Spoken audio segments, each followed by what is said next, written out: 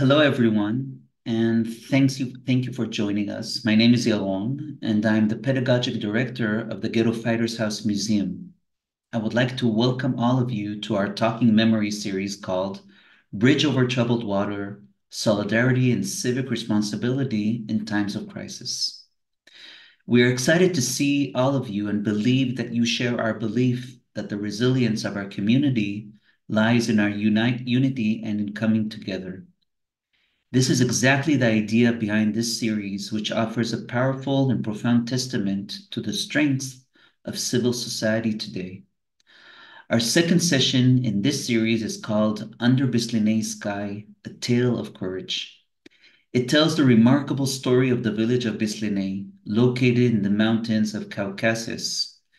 During the Holocaust, the Circassian-Muslim people of the village adopted orphaned village, some of whom were Jewish, who had fled the siege of Leningrad, putting their entire community at risk.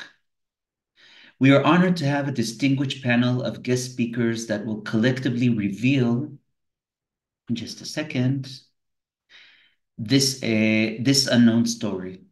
This event, one second. This event also offers me, as a director of pedagogy, an opportunity to share with you our online educational activity centered around the events you will hear about today. I'll provide a brief glimpse into the workshop towards the end of the session.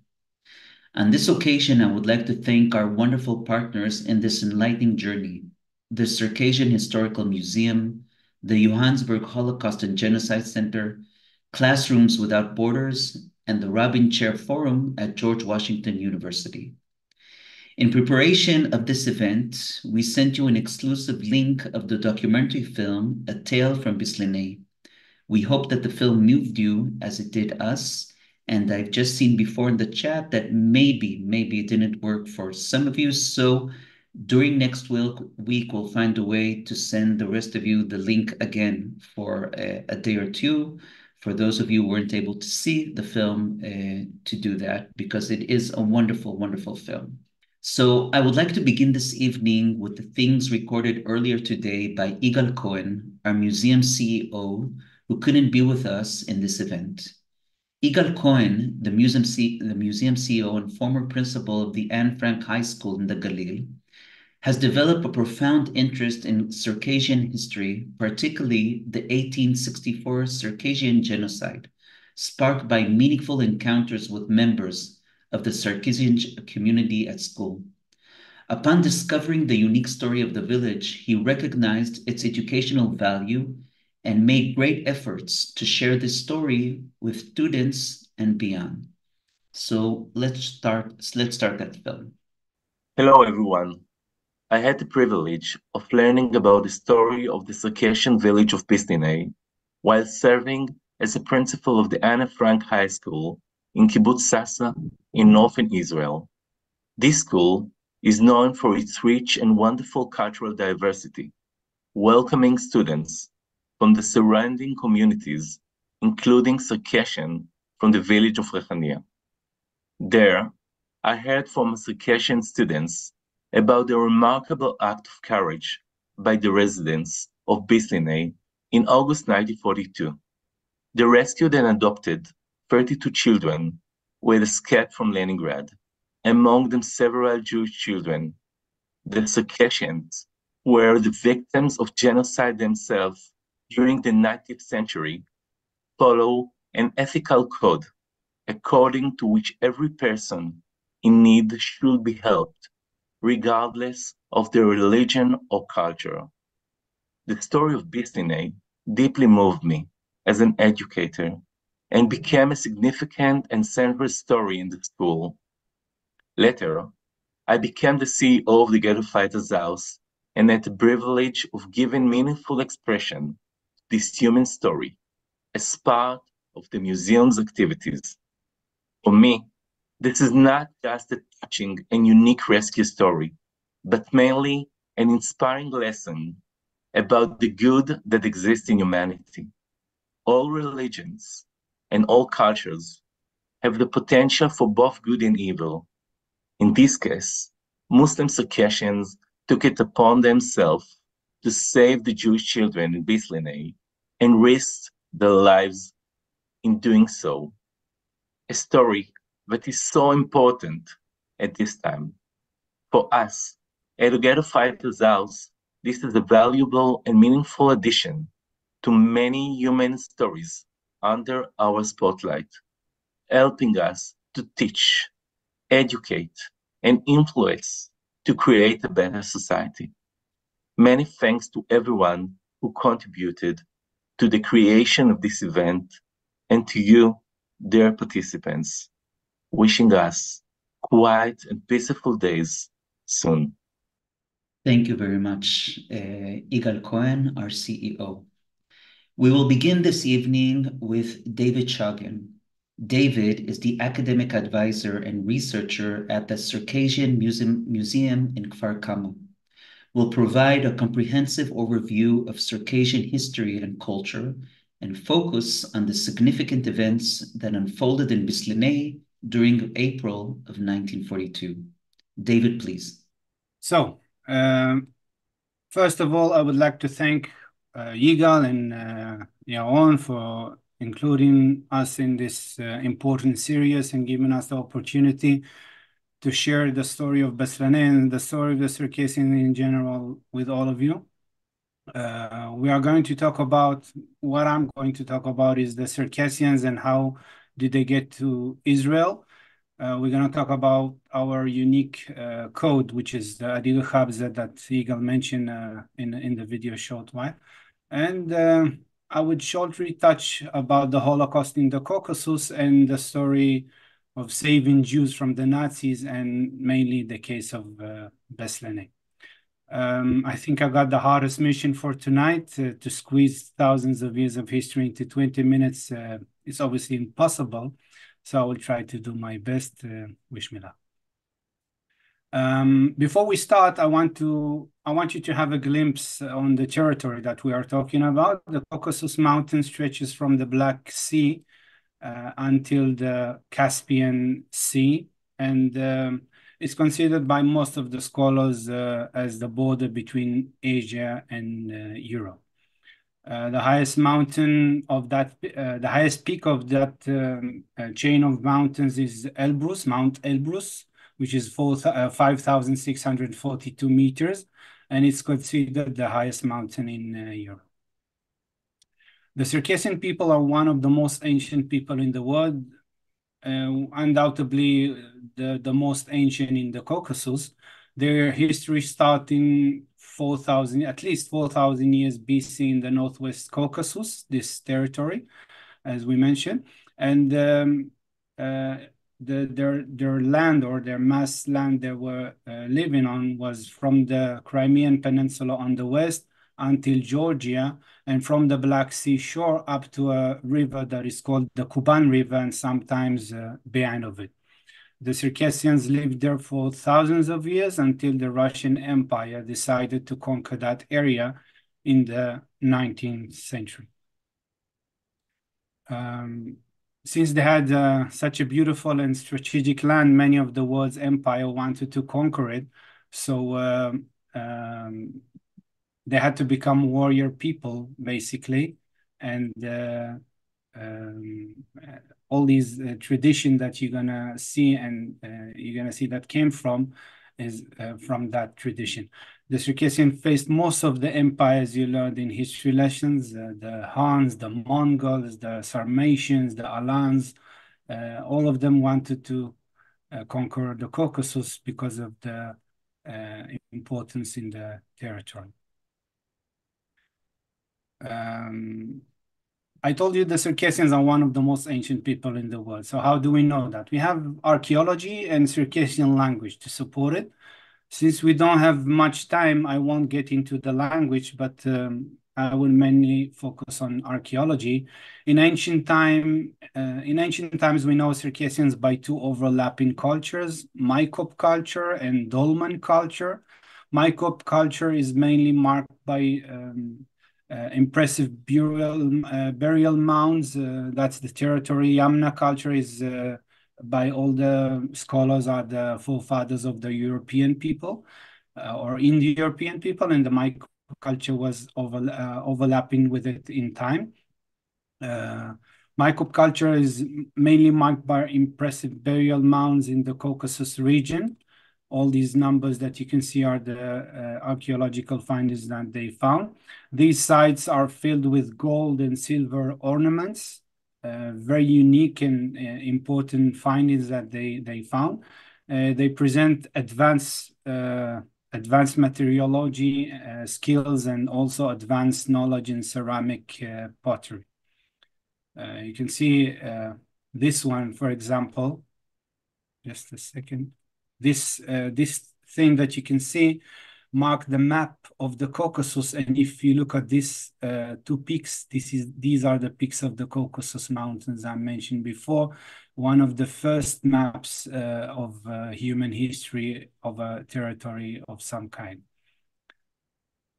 Continue to the dolmen culture. The Micro people built dolmens, which are small burial chambers that also found in many places in Europe. We called our dolmens Yispun or Yispuna, which means dwarf houses. The name was given after the Yisp. In our mythology, they were such a strong dwarfs that they were able to build all these burial sites and spread them all over the Caucasus. You can understand that behind the fact that it was burial site, they had also cultural and probably religious means as well. Very beautiful monuments. After these two culture decline, we probably see the diversity of tribes and groups that they were ancestors of the Circassians, and probably that was the time the Northwest Caucasian family was developed with mainly 4 languages with it. Circassian language, Abkhazian language, Abazian, and Wubuch. Most likely you never heard about any of them because they are so remote and unlike any language that you know. And from that time until the 14th century, the world start to know us by the names of Me'ot, where it's going, this maps, huh? Me'ot, Sins, Kasugs, Zichs, all these names are names for the Circassian people. And until the 13th century, we didn't have the name Circassians since it was given to us by the Mongols. When the Mongols wanted to conquer the Caucasus, they called us Circassians as if there live Circassians, meaning people that you cannot cross their road because it was very hard to cross it. And when you cross it, you're faced with strong warriors that won't allow you to conquer them. Throughout all these centuries, the Circassians developed diverse culture, unique language and traditions. Their religion was under influence by nearby empires and missionaries of all kinds. Like many ancient people, they had pagan beliefs that they are anointing the trees, and as you can see in the presentation, and until the 6th century, basically, they were with strong pagan beliefs. Christianity started to reach them in the 6th century, but it took another 1,000 years until it spread all over Circassia.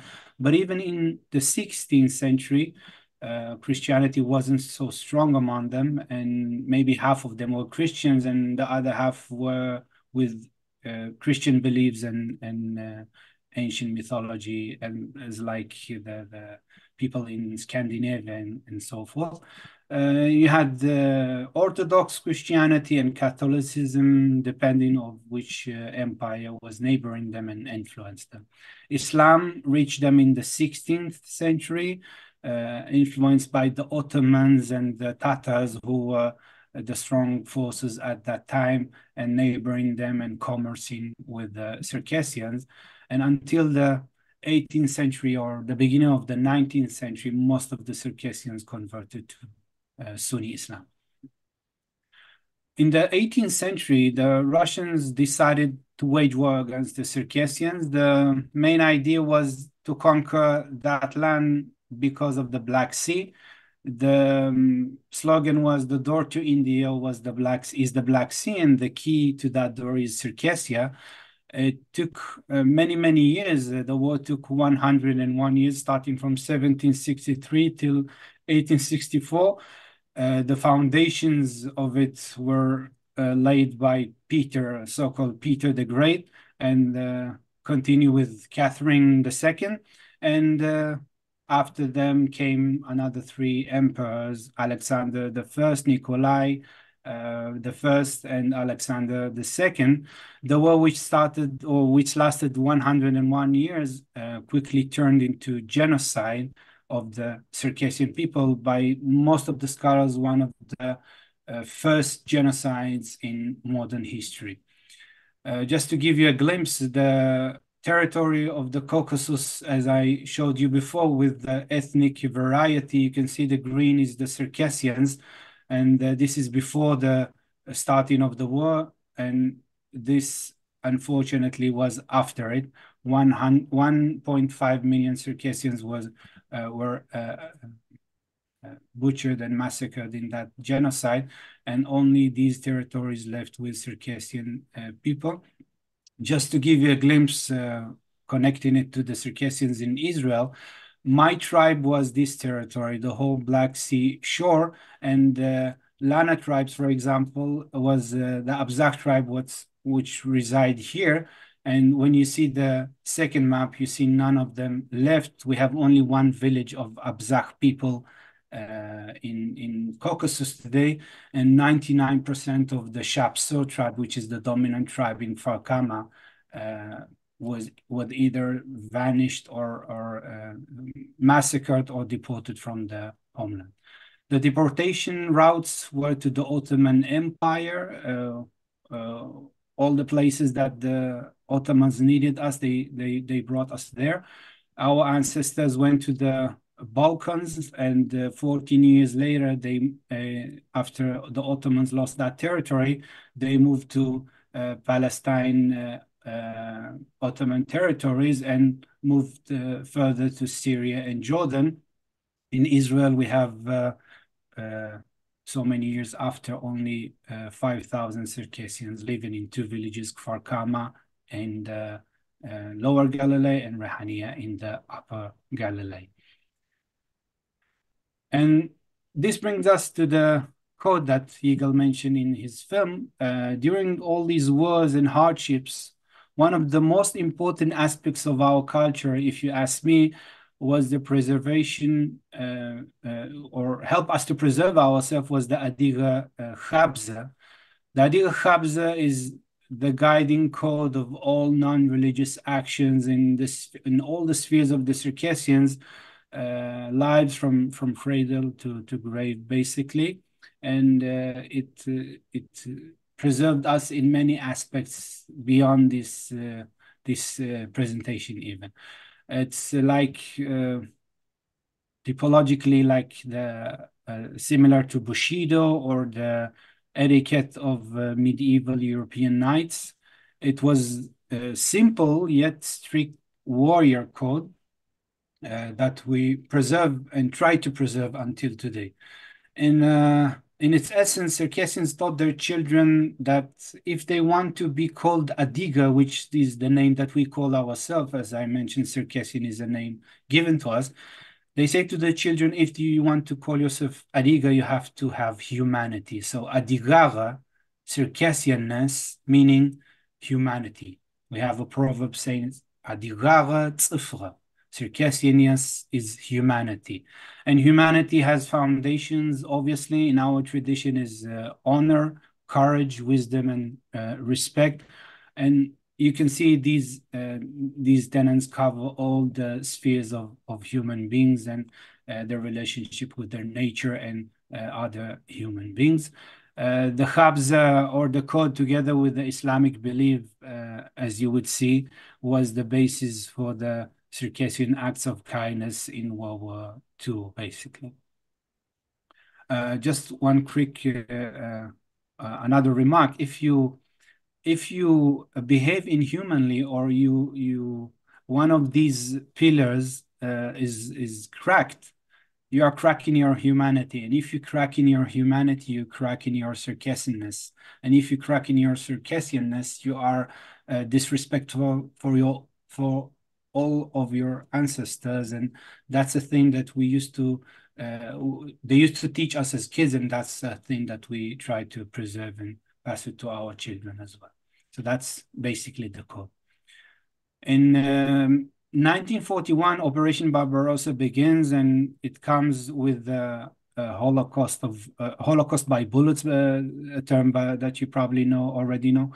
The main target of Barbarossa was these three cities: Leningrad, Moscow, and Stalingrad, that you cannot see here. Our story of Beslenei starts with Leningrad, that you can see on this map. With Barbarossa started the evacuation operation of the Soviets from Leningrad to Krasnodar and so forth. Most of the Jews wanted to reach the Caucasus because it was considered one of the safest places, or one of the places that Nazis cannot reach. Unfortunately, they were able to reach, but most of the evacuees were able to move further to Georgia later on. With that operation, we have also 400,000 children that's been evacuated, and we will mention them immediately. If we zoom to the Caucasus, you can see that this is the line that the Nazis reach at the furthest place. And the numbers are the ethnic groups or the territories of the Caucasus. 1, 2, and 4 are the territories with Circassian enclaves left in them. Adygea, Karachay, Cherkessia, which is today, but it was once Cherkess Autonomous Oblast and Karachay Autonomous Oblast. And you see Mount Elbrus here and Kabardino-Balkaria. Most of the Jews were in Dagestan here and in Kabardino-Balkaria. But in Dagestan, there were no Nazis to reach them. In Kabardino-Balkaria, there were. But most of the Jews in Kabardino-Balkaria were able to save. And unfortunately, this is something that most of the people don't know, and research don't have much information on it still. We have a lot of information about Barbarossa, but we don't have much information, at least spread information, about the Holocaust in the Caucasus. Just to give you an idea, the state of Israel recognized the mountain Jews as Holocaust survivors only 11 years ago in 2012. So this is a thing that we need to make much research of it to spread it further. When we come to talk about Circassian rescuing Jews and in the Caucasus from the Nazis, you need to understand this context, basically. And just to give you a glimpse of the evacuation, hundreds of thousands of people start to move from their territories to so-called safer territories, which later become unsafe, and another evacuation take place. As I mentioned, 400,000 children were evacuated as well. Among them were the children of Beslenei orphanage. Mass evacuation, as you can see, starting from for the children of Beslenei, for example. I call them children of Beslenei as a nickname, but they were started as children of Leningrad orphanage.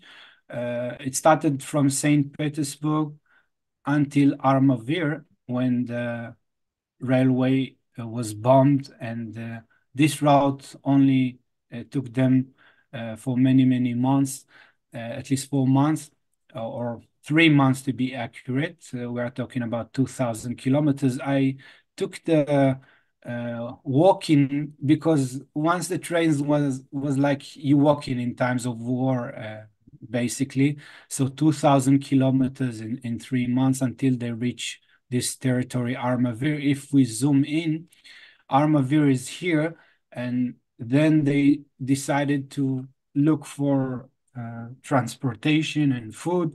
So they divided themselves into groups. One group reached this point, and over there they got food and some supplies and 4 horse carts, and they were able to continue their trip. The idea was to reach eventually to Georgia, to cross the Caucasian mountain range, and to reach Georgia, which was relatively safe. And they thought the Nazis won't reach there, and they probably right, because they were never able to reach.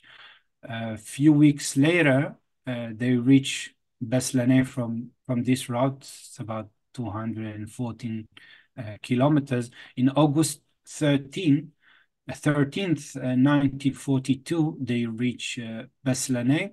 When they reach Beslenei, according to um, uh, uh, the children who saw them, and the younger generation who was playing or went to fetch some wood to fire, saw the caravan and saw some carts with sick and sickly and even dying children, and they run away. They run back to the village. Now imagine a village in time of war. Beslenei is 1,200 people in normal days. 600 of them now in war. They were conscripted to the army, mainly the younger generation above, and only women and children left, and some of the elders of the village. Um, when they see these children, when the mothers come and see these sick children, they intentionally take the sickest and the ones who are dying, and they say, this is my child and this is my child, and they start to take them. But it's not enough to take them. You have to prepare. So they gather the committee and decide what to do with them, how to preserve them, how to save them. So they decide to forge the documents of the village as if they were born there. They start to change their names, and for 100 days after the Nazis come, nobody said anything, and they were in one solidarity, trying to preserve them. In terms of whether they knew they were Jewish children or they were not, there are some debates about it, but I don't think they should be, because Adig Chabza, our code of conduct, doesn't say you have to save Jews and you don't have to save others. Probably those who continued on were among them were Jews as well, but those who were the sickest and the most unfortunate were the one who were picked and saved in that village. There were 130 children in that caravan, and only the 32 children of Beslenei survived. Unfortunately, the other children who continued to Karachay Oblast didn't survive, and the Nazis got to them. So that's basically squeeze history into 20 minutes. I just gave you a glimpse of each subject. Obviously, we cannot spread all this to such a short time. So I'm gonna conclude my words here and pass the torch next. Thank you very much. Thank you very much, David, for a wonderful presentation. You could see that in the chat here, and people are thanking you, because it really gives us, I think, not only a glimpse, but also this idea which will now take us to our next stage in this event, which is the rescue in the village of Beslenei. And I feel that you created here really important historical context to understand what's going to happen next, which brings us to Zoher. Zoher is a Circassian Israeli who was similarly drawn to this story will share clips of his film, A Tale from Beslenei, and discuss the production process of the film, as well as his personal perspective on the story that came to life during the film's creation. Zohair, thank you very much for being with us. Be my guest. Thank you, Yaron. Hello, everybody, and thank you for being with us for this event. In my session, I will be talking how I become involved in this film. But before everything, I would like to watch together a few minutes from the film, and we'll continue afterwards. Only when you're ready.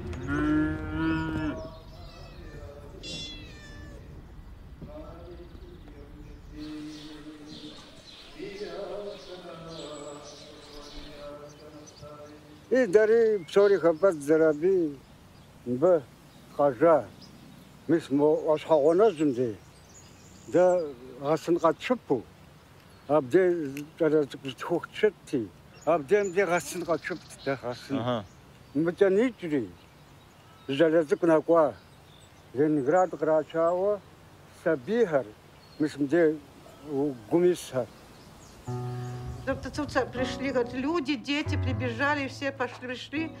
И сердобольные жители аула, шла война, им самим было нечего кушать. Но посмотрев на этих детей, они не могли поступить иначе. Почему? Потому что на этих детей было очень больно смотреть. Бесленеевцы все высыпали на улицу аульчане и забирали детей. Всех слабых, всех, которые не могли встать на ноги, они сразу всех разобрали. Ну и все, кто захотел, были кто братишка или сестренка, вот так вот. Или друзья были, подружились, здоровые дети, тоже остались. А я не сидел уже, я голову опустил, сел, ну, голову опустил между ног, сидел, маленький был. Подошла мама вот эта, она подошла, она хотела меня голову поднять. Ну, волосы большие были. Мальчик говорит, подними голову, говорит, я не поднял ей. Я не соглашался ничего. А потом он говорит, мальчики, пойдемте, мы вас накормим, говорит. زوبسنجو جدجة في غزة حتى قوتريش ها تانا زيارة مركود الشمع قطيب الحاجية تقد جاء سقورة جفا غاش خو في نبيز فشك ما فقيم له في الطنجمة في نبجاهي مركود الشجيري Ой, женщин полно, кто плачет. И около этого стола одна бабушки там женщин сидели. Бабуля вот такая, как балета. Столько у ней это платье было, ой-ой-ой. Индюки я в жизни не видел же. Вот эти индюки, ты веришь? Они около меня начали танцевать. Бабуля, я сижу между ног, а эти индюки на меня пух-пух, говорят, ну, танцуют они. Я обрадовался, я смотрел на их, все женщины ушли, а я как влюбился в них. Ты веришь, вот так я и остался в Адзиново.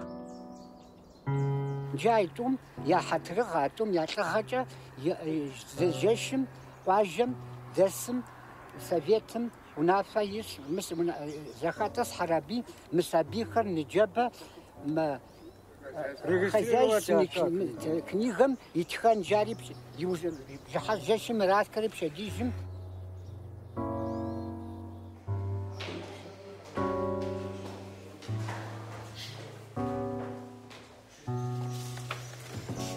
Мисс Бхат, дыхат хежа. Мисс Бхатся. Ну, 32-й радха, черкешен кажари атхаха.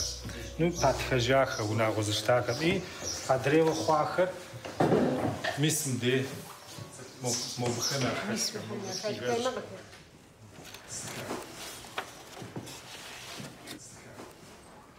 تخيلوا tlawam sit feature.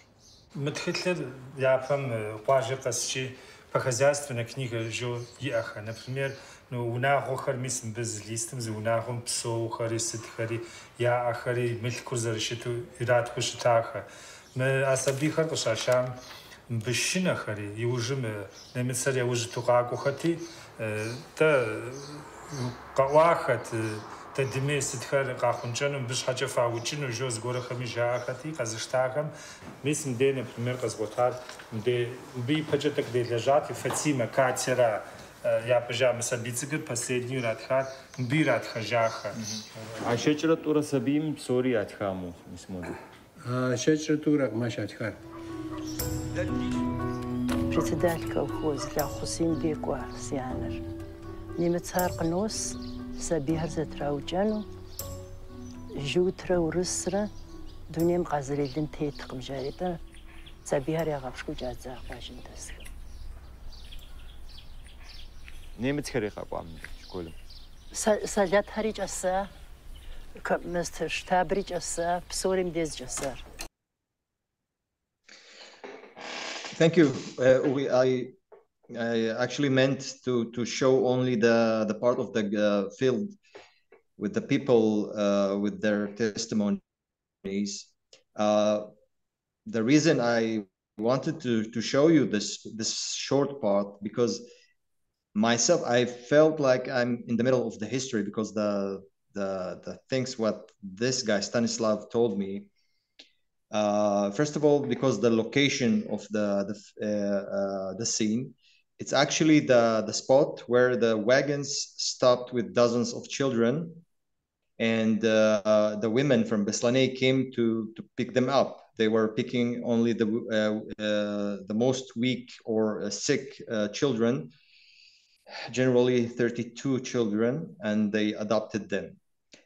This guy Stanislav, secondly, he witnessed the whole story, and he told it like he saw it yesterday. He remember it all. And how I become involved in this? Actually, in the early 80s, when I was a little kid, I used to hear from teachers and other old people from the village about how brave our ancestors were, and how they suffered from genocide and exiling from their homeland without nobody to help them. And when they had the first chance to reach out and to help others, they didn't hesitate, and they rescued many lives while risking their own. And I was so proud to hear that. And although I was young, I still thought something is missing. Let's say more evidence or more objective testaments. And after a while, after a few years, I went to study in the high school at a nearby Jewish school, Jewish town, and I met a lot of new friends, Jewish fellows, and one guy, his parents were originally from the Caucasus. They immigrated to Israel.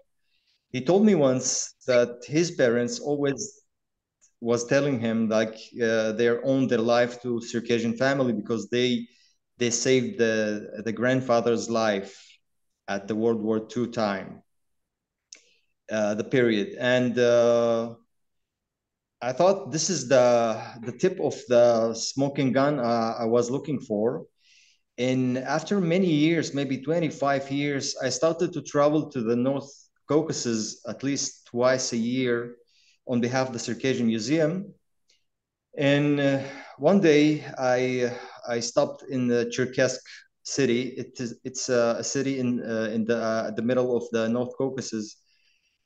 at the center, and I was waiting for my bus to the next destination. The guy who was hosting me for a couple of hours, we were talking, and I just asked him if he knows something and he can help me with this story. And immediately he just called somebody. And after half an hour, this guy came, Alexander Okhtov. Maybe if you saw the film, you recognize the name. This is the guy from the film. Very impressive guy. And he said, I will help you in one condition. You have to be patient, and we need to spend together at least a couple of days in this region. I was happy to hear that, and I changed my plans for the next week. And we were together, and he escorted me for 2 days. At first, we went to his office, and he shared with me a very large archive, including photographs, testimony notes,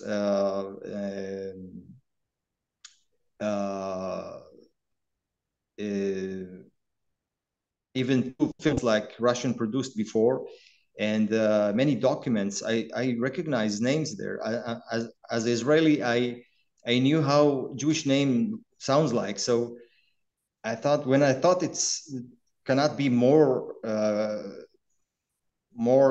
testament from this, and that I don't need more than that, he said the best is ahead of us. So be patient. And the day after, we went to Beslenei village.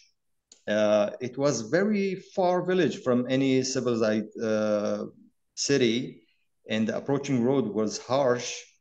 And when we arrived to the village, it was so humble, understatement, but still very clean and quiet, like every Circassian village.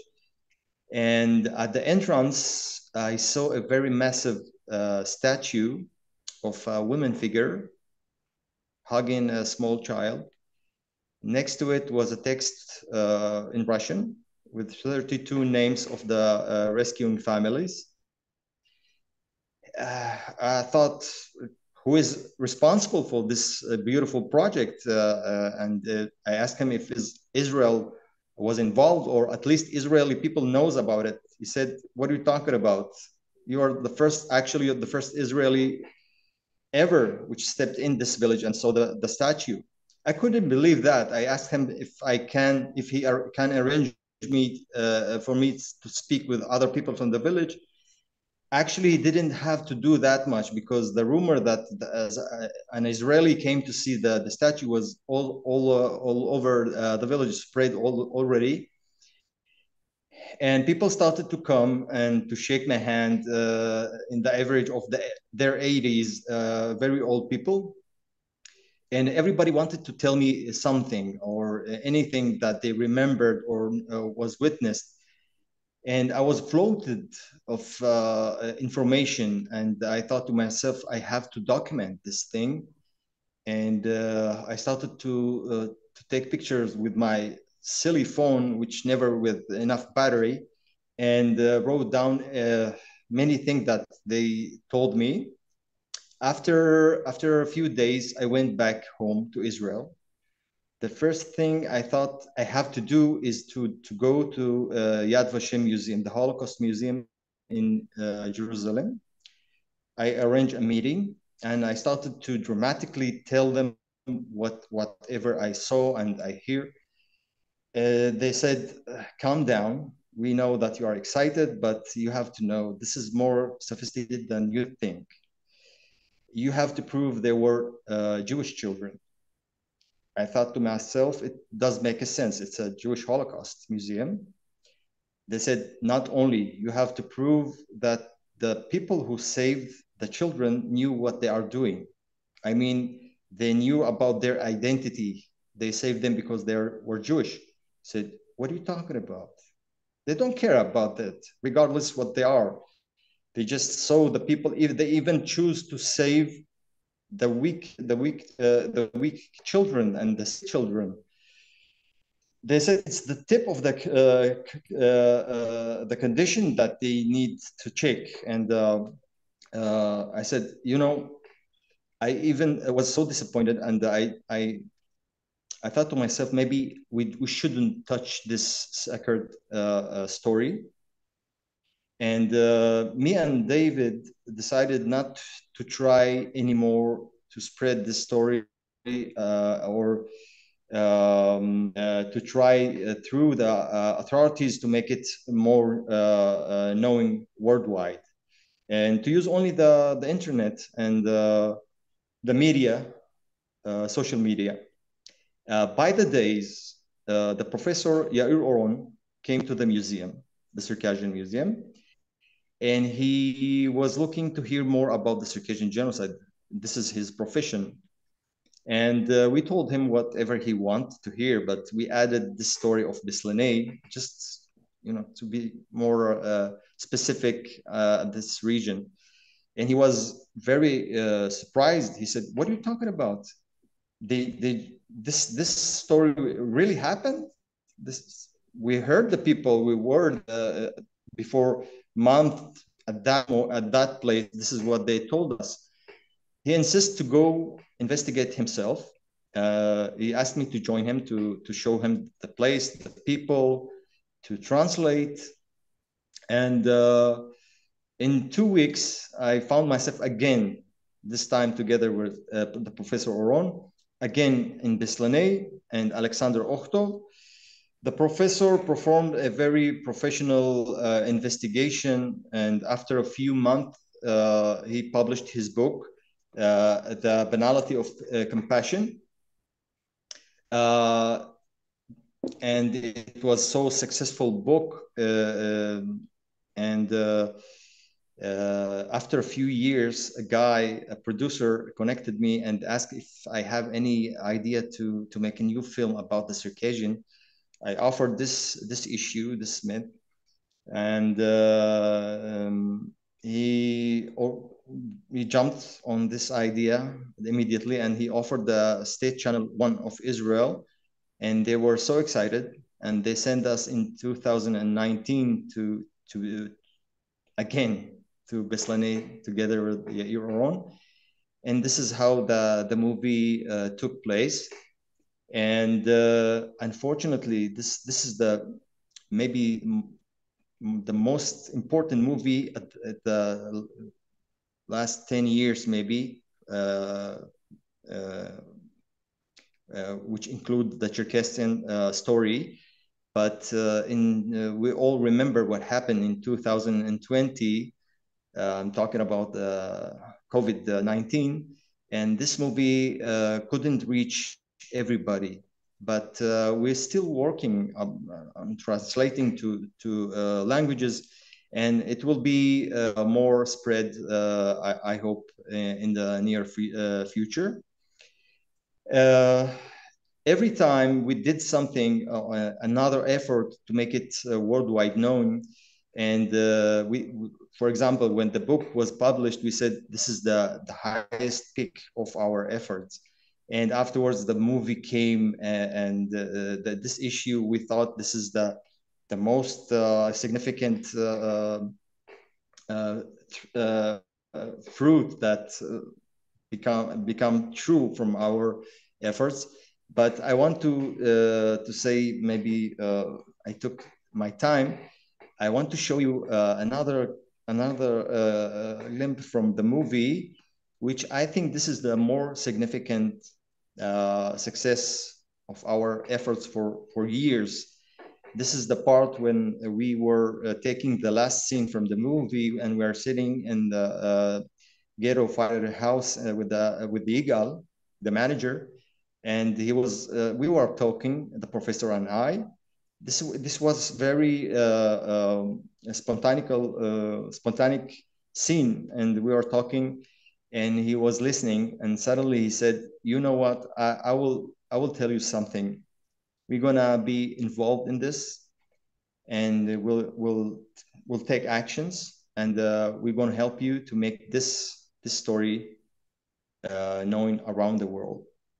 And this is the last scene of the movie. It affected us very, very much, and all the action the ghetto fighter house doing prove what I felt at that moment. You can see on my face on the movie, and even this event today, it's this is the evidence what I'm talking about. So, guys, I hope you enjoyed this presentation, and I apologize for my English, but I hope you understand. And let's see the last scene. Uri, when you're ready. יש לך תלמידים, ואם אתם כלוחמי הגדרות, תיקחו את זה ותעשו מזה משהו ממוסד מהבחינה של תוכנית לימודים או פרויקט לימודי, תבורכו. בעיניי זה עבודת קודש. יש לנו בהחלט אינטרס גדול, ואפילו תחושת שליחות, בלהאיר בזרקור על מקרה אנושי של אומץ אנושי אזרחי, כמו שהיה בבסלנאי, ללא קשר למוצא ולתרבות ולדת, המצילים והניצולים. מעשה אנושי כזה של גבורה, במהלך מלחמה כל כך קשה, כמו מלחמת העולם השנייה, תחת תנאים קשים מאוד. והסיבה השנייה שהיא מאוד משמעותית, בעיקר בחברה שאנחנו חיים בה, היא המקום הזה של לתת בעצם במה וזרקור למצילי אדם, שכרגע אני פחות נכנס לכמות היהודים שהיו בתוך הניצולים, שהם מוסלמים, מצילי אדם מוסלמים, בחברה, בסטריאוטיפים משתלטים, והכללות הופכות להיות מנת חלקנו כמעט לגבי כל דבר. ואני חושב שזו שליחות חינוכית גדולה מאין כמותה, לקחת את המקרה של בסלנאי ולתת לו ביטוי כזה.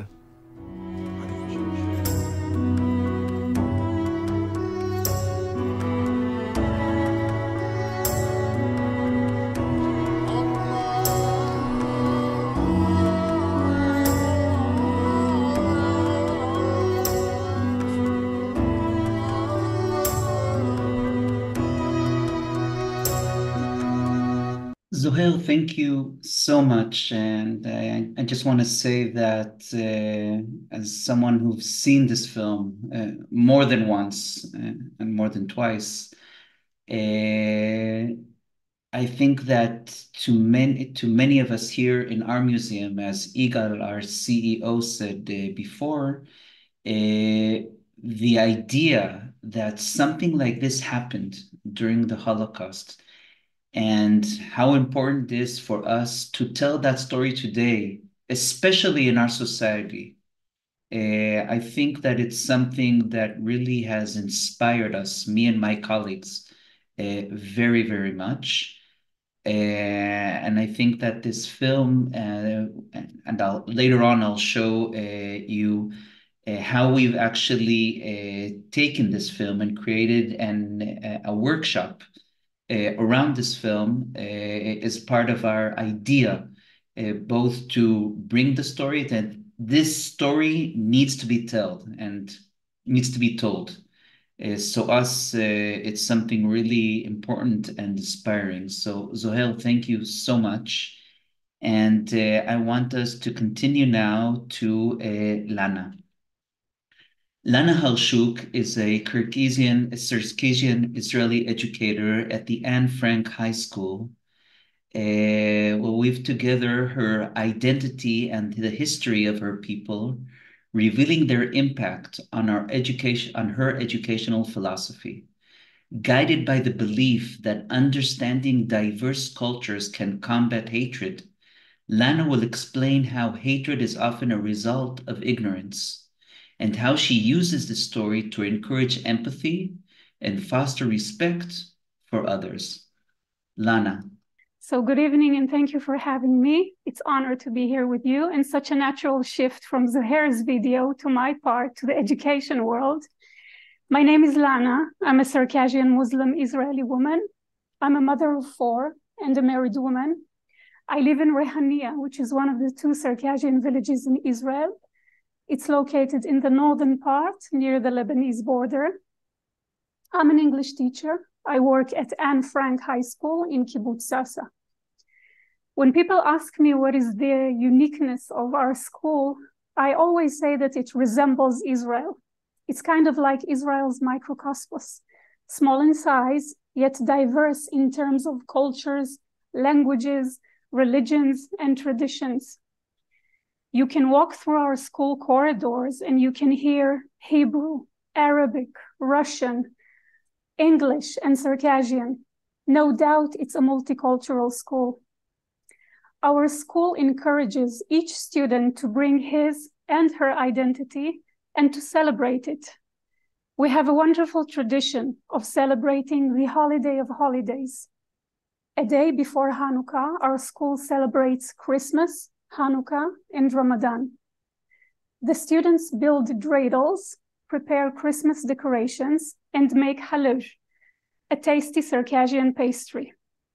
We also dance in a big Circassian circle. We dance depka to honor our Druze students. And we seal the day with the Hora dance. In addition, every year, on May 21st, our school commemorates the Circassian Genocide. Our Circassian students perform in a 20-minute ceremony which presents the ethnic cleansing and the exile from our homeland. The ceremony ends with a moment of silence and leads to a 10-minute session of Q&A. The brave story of Beslenei and the courage of the Circassian men and women is also being told and taught in our school. Our history department organizes an exhibition with World War II as its theme. Students create amazing displays that summarize their understanding, and almost every year you can see a display on Beslenei. My eldest daughter, who graduated 6 years ago, created a battlefield on top of a chessboard with armed Nazi soldiers on one side and Circassian women with babies on the other side. The magnificent story of the small Circassian village in the Caucasus that saved 32 children from an almost certain death is a symbol of our tradition. Our ability to identify with feelings of threat and hatred as a minority group that has experienced ethnic cleansing led the brave women of Beslenei to embrace the children and take them into their homes with no hesitations whatsoever. As a teacher, or as an educator, if you wish, who comes from a small ethnical group, I truly believe that I've been given the gift of touching, educating, and enriching the souls and the minds of youngsters.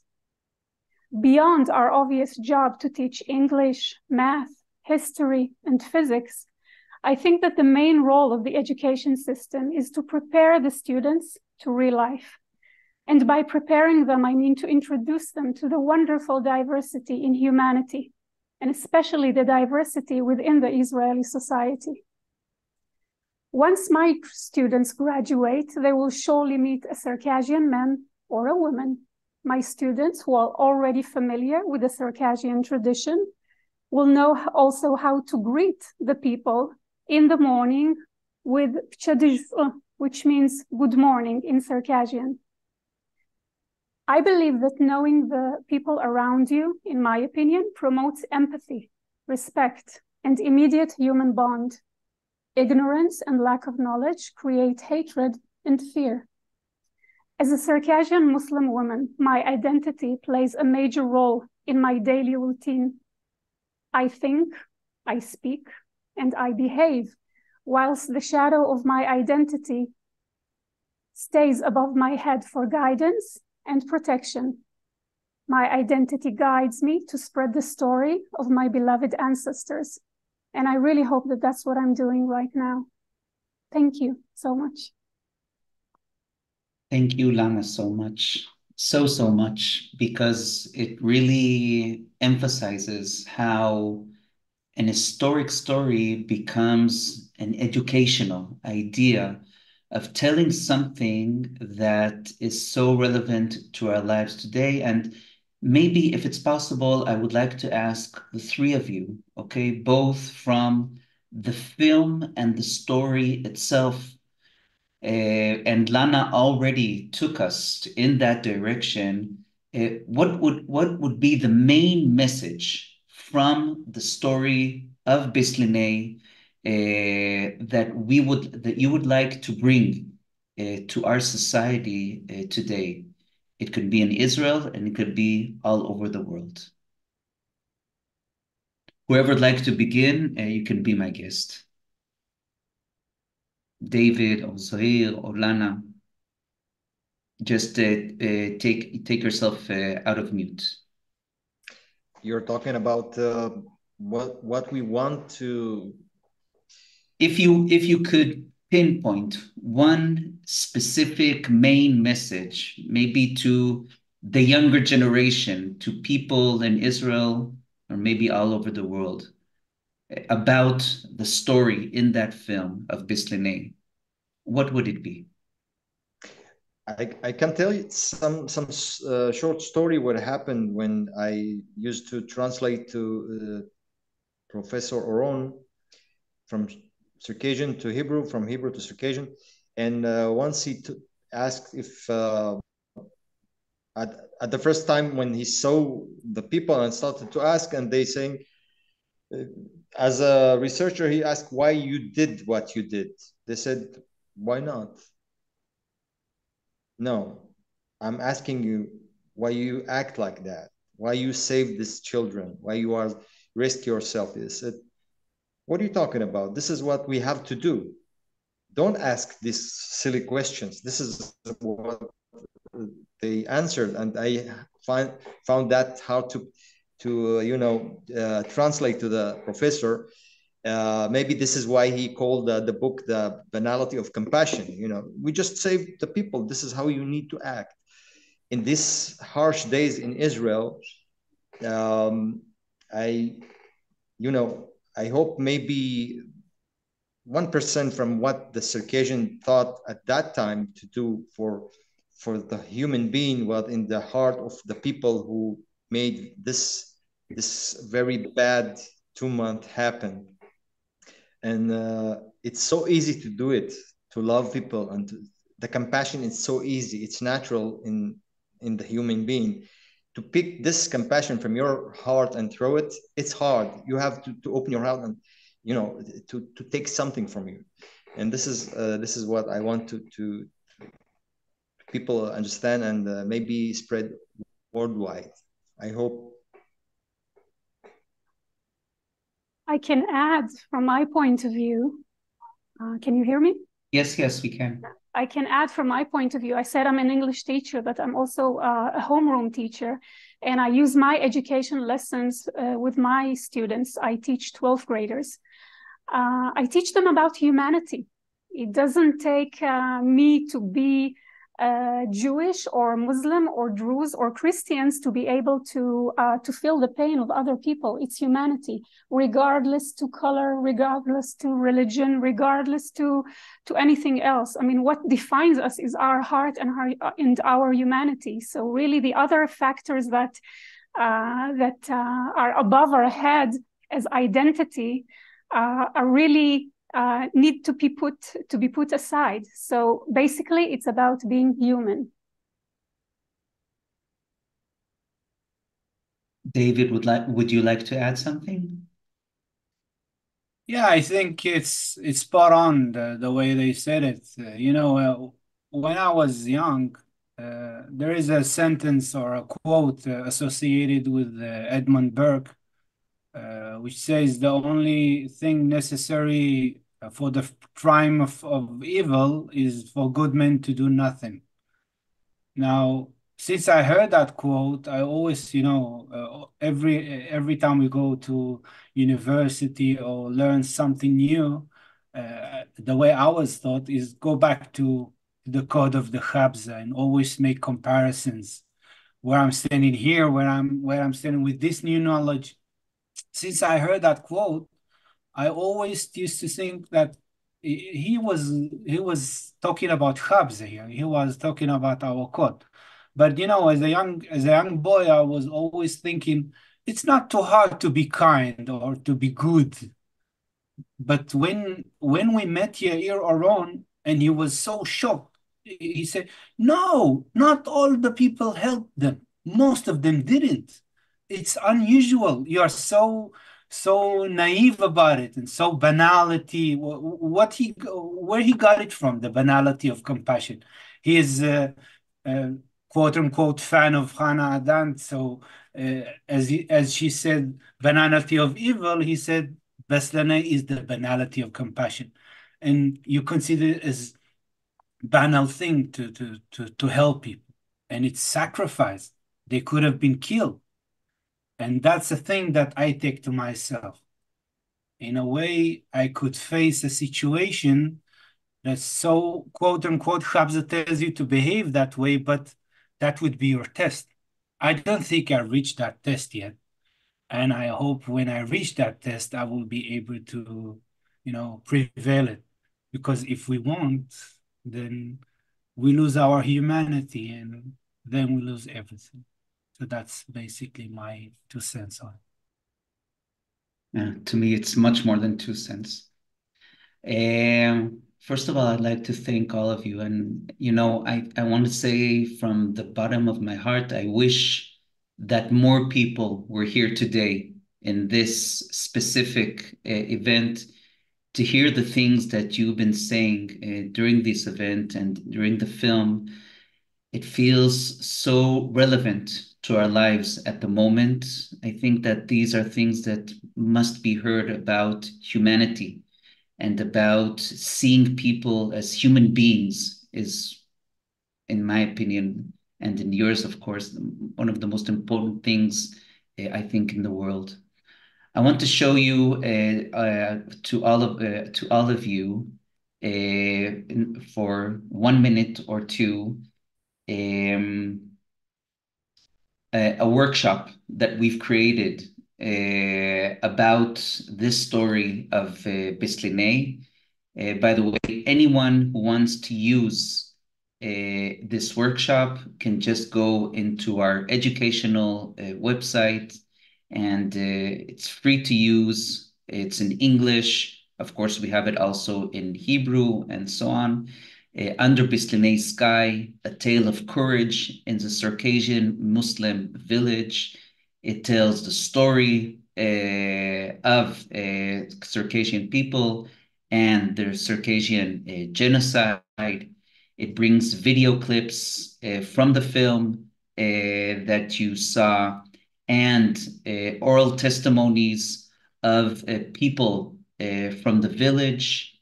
And later on, it gives the participants a task to write either in Instagram or TikTok some kind of way to commemorate the actions of the residents of this Muslim village, Beslenei, and post it online. It also takes us to Lana's school and Yigal as well. In the Knesset, the Israeli parliament, showing how they wanted to commemorate the story of Beslenei as righteous among nations in 2017. Someone asked if they were recognized by Yad Vashem as righteous among nations. No, they weren't. And because at the time, again, this is from Yad Vashem, the residents of the village didn't know or couldn't know if the children that they are saving are Jewish. One, because they were orphans, and two, I'm not sure, as David and Zohil said before, that it was so important for them because of their values.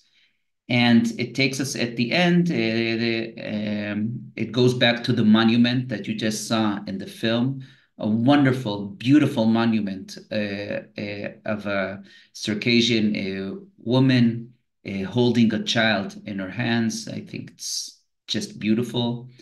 And from that book of Professor Yair Oron, The Banality of Compassion, this quote: "It is our duty as Circassians and as Muslims to save people, certainly children who are in a life-threatening situation.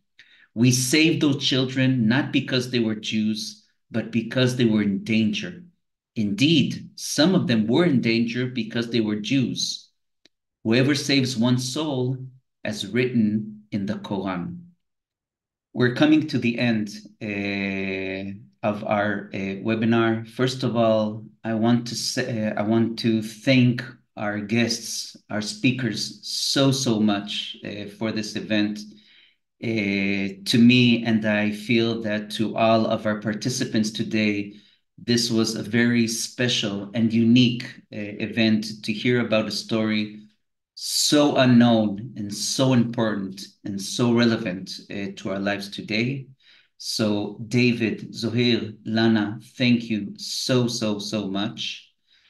And to you, our participants, I would like to thank you for all participating in our second episode of our Talking Memories series, Bridge Over Troubled Water, Solidarity and Civil Responsibility in Times of Crisis. In our next session, as part of the International Holocaust Remembrance Day, the Ghetto Fighters House, in partnership with the Friedrich Ebert Stiftung Israel, has chosen the theme home through the prism of having roots in two homelands, as Leah Goldberg describes in her poem, Pine Tree, and how the Jewish community in Israel and abroad tries to deal with this dualism. The program will take place on Sunday, January the 21st, 9 p.m. Israel time. Further details and a registration link will be sent in the next few weeks. So everyone, thank you so much for joining us today. It was a privilege, it was an honor, and we'll be seeing you soon. Keep safe, and we'll see you again in our next event. So goodbye for now to everyone.